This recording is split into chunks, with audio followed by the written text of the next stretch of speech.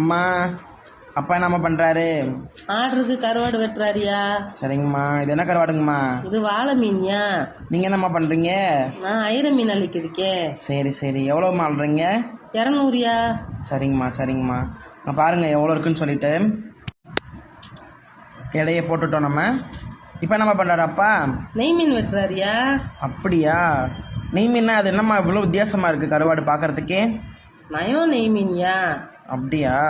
இதுதான் மக்களே high quality நெய் மீன்.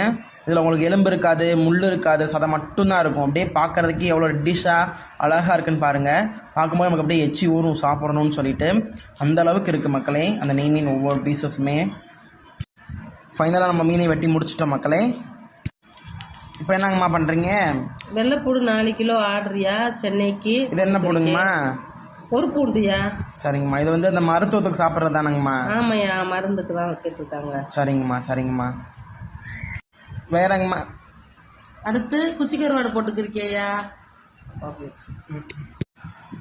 இப்போ என்னங்கம்மா பண்ணுறீங்க? குச்சி கருவாடு 1/4 கிலோ எடை போட்டுக்கிருக்கியா? கறி குச்சி. சரிங்கம்மா. அவங்களுக்கு தானா? ஆமாய்யா. வேறங்கம்மா? இது பட்டை கருவாடு. சரிங்கம்மா. 1/4 கிலோ. நல்லா விலை விலைன்னு இருக்கு போல. ஆமாய்யா, சென்னைக்கு. சரிங்கம்மா சரிங்கம்மா. கண்டிப்பாக கண்டிப்பாக.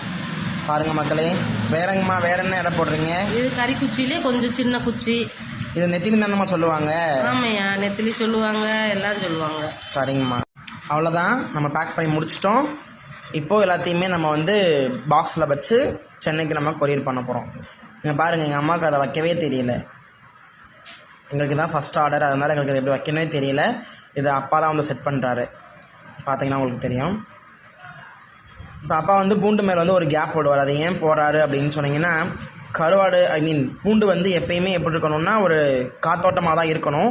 ஸோ வந்து நம்ம அதுக்கு மேலே ஒரு கேப் போட்டோன்னு சொன்னால் நாளை வரைக்கும் போகிறதுக்கு கொஞ்சம் ஃப்ரீயாக இருக்கும் அப்படின்றனால. அதுக்கப்புறம் குச்சிக்கடை நம்ம உள்ளே வச்சுட்டோம், பட்டைக்கடை உள்ளே வச்சிட்டோம். நம்ம கட் பண்ண நெய் மீனே நம்ம உள்ளே வச்சாச்சு. ஃபைனலாக மேலே நம்ம வந்து ஒரு கவர் வைப்போம். ஏன் அப்படின்னா உங்களுக்கும் ஸ்மெல் வரக்கூடாது, இட்ஸ் மீன் அதுக்கப்புறம் அவங்க கொண்டு வரவங்களுக்கும் என்ன செய்யக்கூடாது, ஒரு ஸ்மெல் வரக்கூடாதுன்றதுக்காக நம்ம வந்து மேலே ஒரு கவர் வச்சுருக்கிறோம். ஃபைனலாக மேலே நம்ம வந்து டேப் வச்சு ஒட்டிக்கலாம் நம்ம. ஸோ பார்த்தீங்கன்னா தெரியும் உங்களுக்கு எவ்வளோ ஸ்லோவாக ஓட்டுறோன்னு சொல்லிட்டு. ஏன்னா நம்ம பொறுமையாக பண்ணும்போது மட்டும்தான் அது வந்து நமக்கு நிலையாக இருக்கும். இல்லைன்னு சொன்னால் அது வந்து நமக்கு இதாயிரும். ஃபைனலாக பார்சல் பண்ணி முடிச்சிட்டோம்.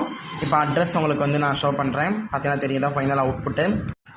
பார்சல் பண்ணி முடிச்சாச்சு. இப்போ வந்து ப்ராடக்ட் நம்ம டிஸ்பேச் பண்ண போகிறோம். ப்ரொஃபஷனல் ஃபாஸ்ட் கொரியரில் நம்ம கொடுத்துருக்குறோம். நாளைக்கு மார்னிங் அவங்க கையில் வந்து போய் கிடச்சிடும்.